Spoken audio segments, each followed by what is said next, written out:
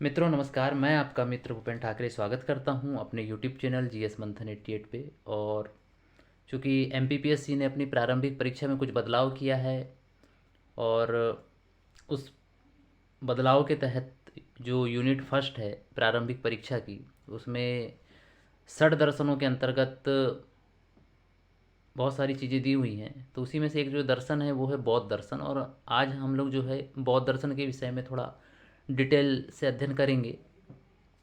तो बौद्ध दर्शन हमारे लिए काफ़ी महत्वपूर्ण हो जाता है प्री के दृष्टिकोण से, और मेंस के दृष्टिकोण से भी काफ़ी महत्वपूर्ण हो जाता है। तो कुछ चीज़ें देख लेते हैं। एक्चुअल में देखिए, यहाँ लिखा हुआ है बौद्ध दर्शन। तो बौद्ध दर्शन में बहुत सारी ऐसी बातें हैं जो हमको पढ़ना है, जानना है। तो देखिए, सबसे पहला पॉइंट लिखा हुआ है अनीश्वरवादी। तो कुल मिला के जो बौद्ध धर्म है या बौद्ध दर्शन है, और वैसे भी बौद्ध धर्म के जो प्रणेता थे या उसके जो प्रवर्तक थे वो गौतम बुद्ध थे। तो बुद्ध का मानना ये था कि ईश्वर जैसी कोई चीज़ होती नहीं है। मतलब कुल मिला के जो उनका दर्शन था वो ये कहता था कि वो अनीश्वरवादी हैं, ईश्वर है नहीं। अगर ईश्वर हैं इस दुनिया में तो दुख नहीं होना चाहिए। स्वाभाविक सी बात है कि अगर ईश्वर हैं तो दुख नहीं होगा, है ना। और एक चीज़ और आती है कि अगर ईश्वर हैं तो इतने सारे जो वैदिक कर्मकांड होते हैं वो नहीं होना चाहिए, क्योंकि जितने भी वैदिक कर्मकांड होते हैं वो कहीं ना कहीं अपने स्वार्थ के लिए किए जाते हैं। इसका मतलब वो हमेशा प्रश्न उठाते थे कि जो ईश्वर है वो स्वार्थी है क्या।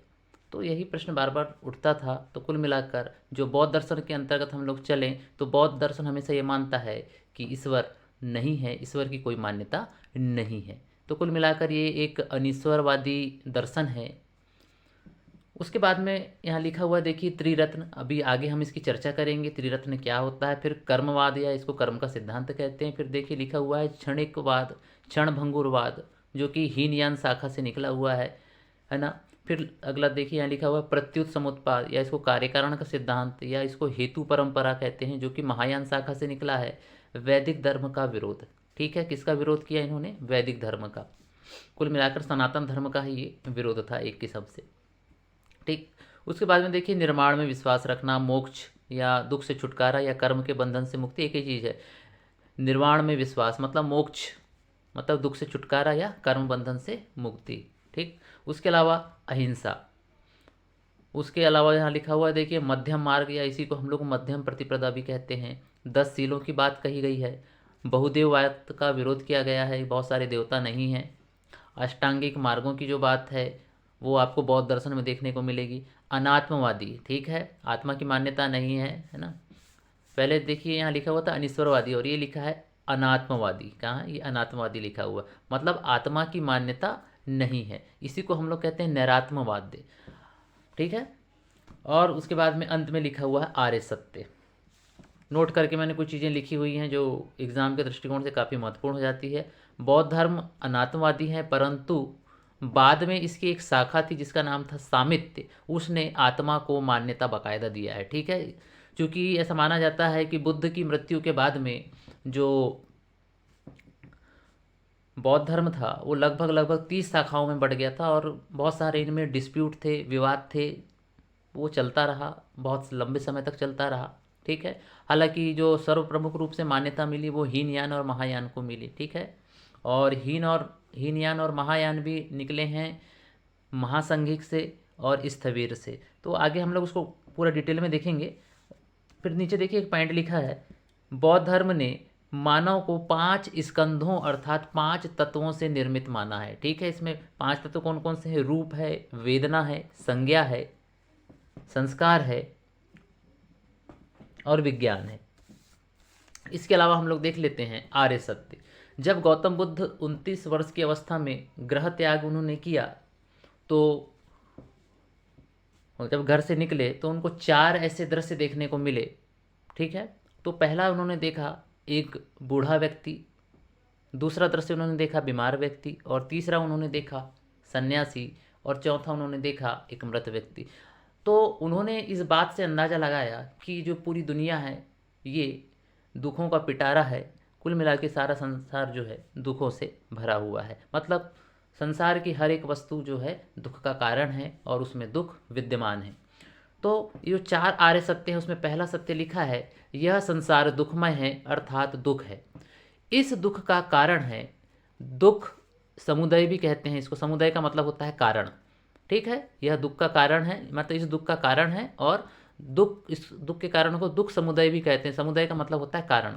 इसके लिए उन्होंने एक सिद्धांत दिया, प्रत्युत समुत्पाद का सिद्धांत, जिसको कार्य कारण सिद्धांत भी कहते हैं, इसको हेतु परंपरा भी कहते हैं। और यहीं से एक सिद्धांत और निकलता है, क्षण भंगवाद का सिद्धांत। उसको हम लोग आगे देखेंगे, लेकिन थोड़ा सा हम लोग देख लेते हैं किसके अंतर्गत क्या चीज़ें हैं, ठीक है।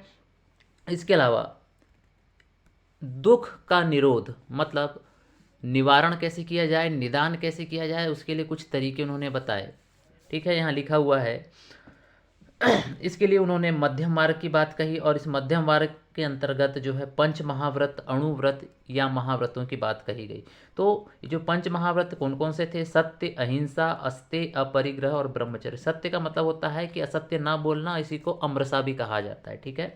अहिंसा, अहिंसा का मतलब होता है हिंसा ना करना, किसी भी तरीके की हिंसा, क्योंकि जो बुद्ध थे वो इतने सॉफ्ट हार्टेड थे कि वो हर एक प्राणी से बहुत प्रेम किया करते थे। अस्तेय का मतलब होता है चोरी ना करना।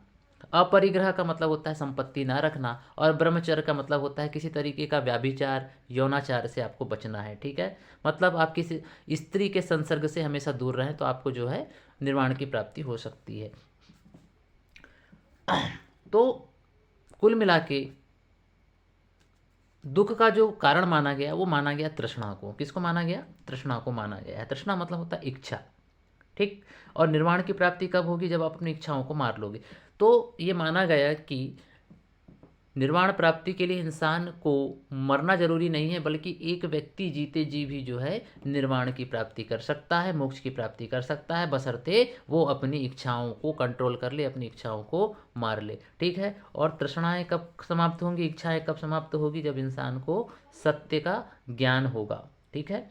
कुल मिला के जब इंसान को ज्ञान होगा, और ज्ञान किसका होगा? सत्य का ज्ञान होगा। बुद्ध को काय का ज्ञान हुआ था? सत्य का ज्ञान हुआ था, और सत्य के ज्ञान के आधार पे उन्होंने ये दर्शन चलाया, ठीक। फिर हम लोग बात करते हैं, यहाँ देखिए त्रिरत्न की। त्रिरत्न में देखिए बुद्ध, धम्म और संघ। तो कहा भी जाता है बुद्धम शरणम गच्छामि, धम्मम शरणम गच्छामि और संघम शरणम गच्छामि। तो बुद्ध की शरण में चलो, धम्म की शरण में चलो और संघ की शरण में चलो। कुल मिलाकर बात यही है। तो अभी हम सारी चीज़ों को डिटेल में देखेंगे। तो समझ गए 4 आर्य सत्य क्या हैं? कि संसार दुखमय है, दुख का कारण है, दुख के कारण के लिए प्रत्युत समुत्पाद का सिद्धांत दिया गया, मतलब इसी को कार्य कारण का सिद्धांत कहा जाता है।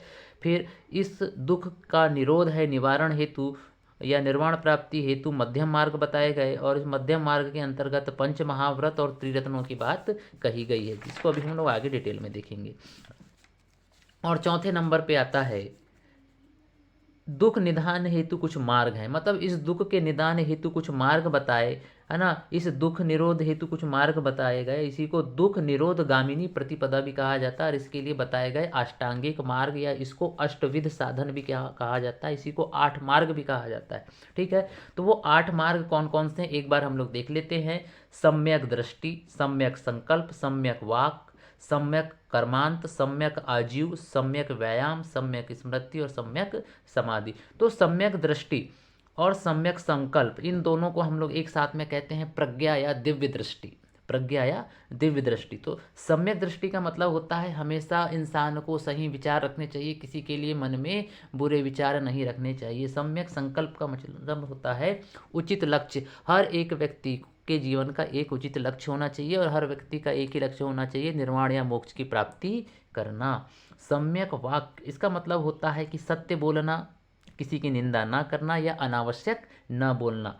सम्यक कर्मांत का मतलब होता है उचित कर्म करना, और कर्म ऐसा कर्म करना, ऐसे सत्कर्म करना जिससे हमको निर्वाण की प्राप्ति हो सके। सम्यक आजीव का मतलब होता है ऐसा जीवन जीना जिससे किसी को दुख ना पहुंचे। सम्यक व्यायाम, इसका मतलब होता है मन व आत्मा के विकास से। ऐसा व्यायाम करेंगे कि मन और आत्मा एक हो जाए, और मन और आत्मा जब परमात्मा से मिल जाए, हम वैसा व्यायाम करें। सम्यक स्मृति मतलब होता है निरंतर जागृत रहना, और जागृत किसके प्रति रहना? अपने निर्वाण के प्रति, अपने मोक्ष के प्रति और अपने लक्ष्य के प्रति जागृत रहना। और जिंदगी का अंतिम लक्ष्य होता है निर्वाण अर्थात मोक्ष।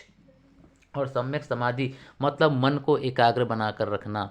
मतलब अगर मन विचलित हो रहा है तो आपको निर्वाण की प्राप्ति नहीं हो सकती, ऐसा गौतम बुद्ध कहते थे और उसी के लिए उन्होंने अष्टांगिक मार्ग बताए।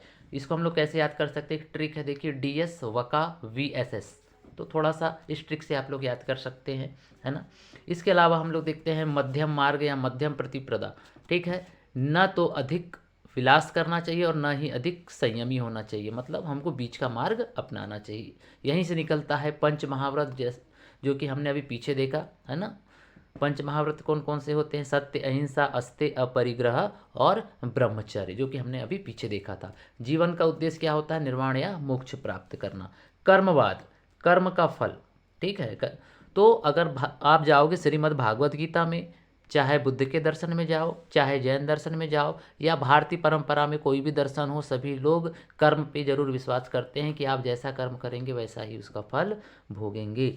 अर्थ इसे ही कहते हैं कर्म का फल। तो थोड़ा सा मैं आपको बता देता हूँ कि कर्म भी 3 प्रकार के होते हैं। तो सबसे पहला कर्म होता है प्रारब्ध, दूसरा होता है संचित कर्म और तीसरा होता है क्रियमाण कर्म।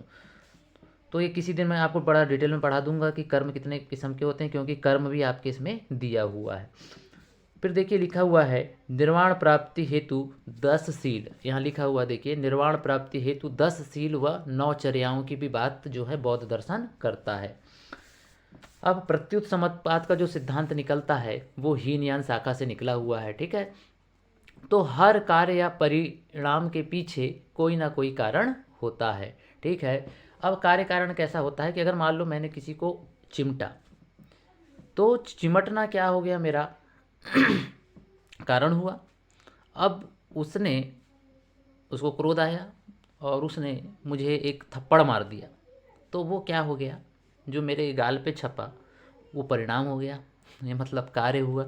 तो यही है कार्य कारण, मतलब हर चीज़ के पीछे कोई ना कोई कारण जरूर होता है, बिना कारण के कोई कार्य संभव नहीं होता। जैसे अगर आपने जन्म लिए हो तो क्या होगा? इच्छाएं जन्म लेंगी, और इच्छाएं अगर हैं तो आपको दुख होगा।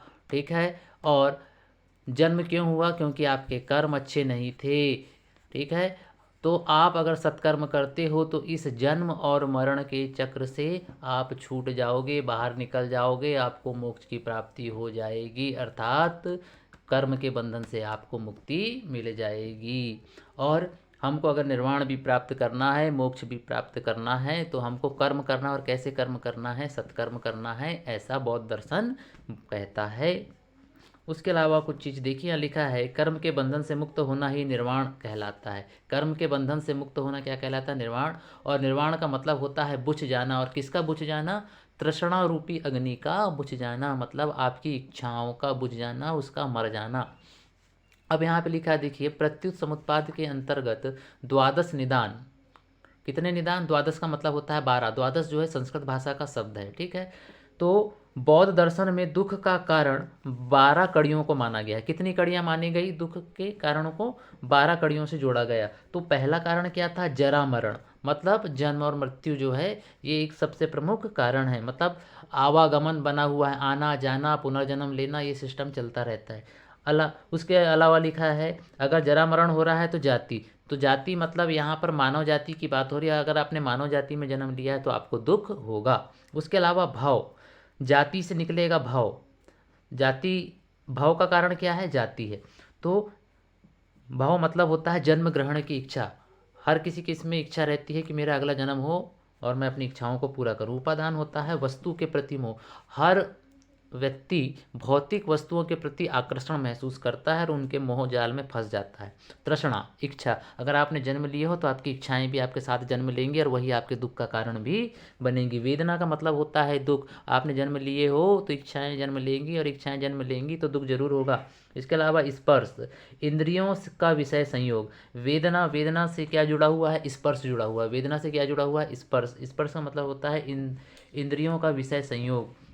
मतलब हमारी 5 इंद्रियां होती हैं और 5 इंद्रियां ही पूरी दुनिया के सारे वस्तुओं को देख रही हैं, और वो सारी वस्तुएं हमारे दिल दिमाग में जब बैठती हैं तो उनके प्रति हमारे मन में आकर्षण पैदा होता है। और षडायतन, 5 इंद्रियों तथा मन का संकलन एक साथ जब हो जाता है तो इसको षडायतन कहा जाता है, जो कि यहाँ लिखा हुआ है। उसके अलावा नाम रूप, नाम रूप का मतलब होता है मन व शरीर का समूह। जब मन और शरीर एक दूसरे के साथ जुड़ जाते हैं तो उसको नाम रूप कहा जाता है। फिर इसके बाद में नाम रूप से जुड़ा हुआ है विज्ञान। विज्ञान का मतलब होता है मन व शरीर का विकास। मन और शरीर का विकास होगा, क्योंकि जब मन और शरीर का समूह मिल जाएगा तो उससे क्या होगा, विकास होगा। उसके अलावा क्या होगा, संस्कार, मतलब पूर्व जन्मों के कर्मों का जो परिणाम है उसको हम क्या कहते हैं, संस्कार कहते हैं। और इन सब का जो कारण है वो अविद्या है। अविद्या का मतलब होता है ज्ञान का अभाव, मतलब हमें काय का ज्ञान नहीं होता, हमें सत्य का ज्ञान नहीं होता, और हम इच्छाओं के वशीभूत होकर जो है अपना जीवन जीते हैं। इसी कारण हमको मोक्ष की प्राप्ति नहीं होती और हमारा पुनर्जन्म होता है और हम बार बार कर्म करते रहते हैं।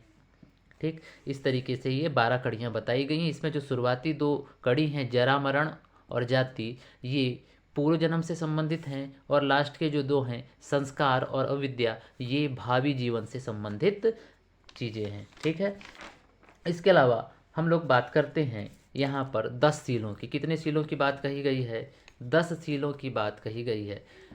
निर्वाण प्राप्ति के लिए बुद्ध ने बोले कि आपको 10 सील यानी 10 सदाचारों का पालन करना है। इसमें सबसे नंबर 1 पे है दूसरों की संपत्ति की चाह न करना, हिंसा न करना, झूठ न बोलना, मादक द्रव्यों का सेवन न करना, व्यभिचार न करना, गाने बजाने में भाग न लेना, सुगंधित पदार्थों व फूलों का प्रयोग न करना, कुसमय भोजन ना करना, मतलब बासी भोजन नहीं करना है ना, या तामसिक भोजन नहीं करना है, आराम देने वाली चारपाई में ना सोना, रुपया पैसा ना ग्रहण करना और ना रखना। ये बातें इसके अंतर्गत आती है। हम लोग देख लेते हैं कि बौद्ध धर्म की भारत को कौन कौन सी देन है। तो इसमें स्वावलंबन है, अहिंसा है, बहुदेववाद का विरोध है, सहिष्णुता है, समानता है, कर्मकांड का विरोध है, सदाचार है, विश्व बंधुत्व की भावना है, करुणा है और समता मूलक समाज की संकल्पना है। ये सारी चीज़ें जो हैं बौद्ध धर्म की भारत को ये सबसे बड़ी देन है, और बौद्ध धर्म आज पूरे विश्व में काफ़ी फैल चुका है ना। उसके अलावा कुछ चीज़ें हैं त्रिरत्न के बारे में देखिए। तो बुद्ध का मतलब होता है जागृत या अनंत ज्ञानी व्यक्ति, ऐसा व्यक्ति जिसे जो जागृत हो, इनलाइटेड हो और वो अनंत ज्ञानी हो। दूसरा क्या है, खुद के प्रयासों से ही किसकी प्राप्ति हो सकती है, बुद्धत्व की प्राप्ति हो सकती है। ठीक है, ये कुल मिला के जो है ये जो पॉइंट लिखा हुआ है, खुद के प्रयासों से बंधुत्व की प्राप्ति होना, ये हीनयान शाखा ये बात कहता है। धम्म, धम्म का मतलब होता है बुद्ध की शिक्षाओं को ही धम्म कहा जाता है, और पूरा का पूरा बौद्ध धर्म काय पे चलता है, बुद्ध की शिक्षाओं पर ही चलता है। संघ का मतलब होता है भिक्षुओं और उपासकों का समूह। ठीक है, सम्यक, कुछ पॉइंट मैंने यहाँ नोट करके लिखा है, देखिए सम्यक, सम्यक का मतलब होता है सही या उचित। शाश्वत का मतलब होता है जो सदा बना रहे, मतलब जो कभी नष्ट ना हो। और कर्म का मतलब होता है सत्कर्म अर्थात मोक्ष प्राप्ति। इस तरीके से ये कुछ चीज़ें रहीं जो हमारे लिए काफ़ी इम्पोर्टेंट है। हालांकि बहुत सी चीज़ें कल मैं आपको बताऊंगा और उस पर काफ़ी विस्तार से हम लोग चर्चा करेंगे, हीनयान, महायान और बोधिसत्व के बारे में, जो कि काफ़ी महत्वपूर्ण टॉपिक है। हालांकि मैंने कोशिश की कि मैं इस छोटे से वीडियो में ही आपको वो सारी चीज़ें मैं बता दूं जो एग्ज़ाम के पॉइंट ऑफ व्यू से काफ़ी महत्वपूर्ण है। तो मिलते हैं फिर नेक्स्ट वीडियो में। जय हिंद, जय भारत।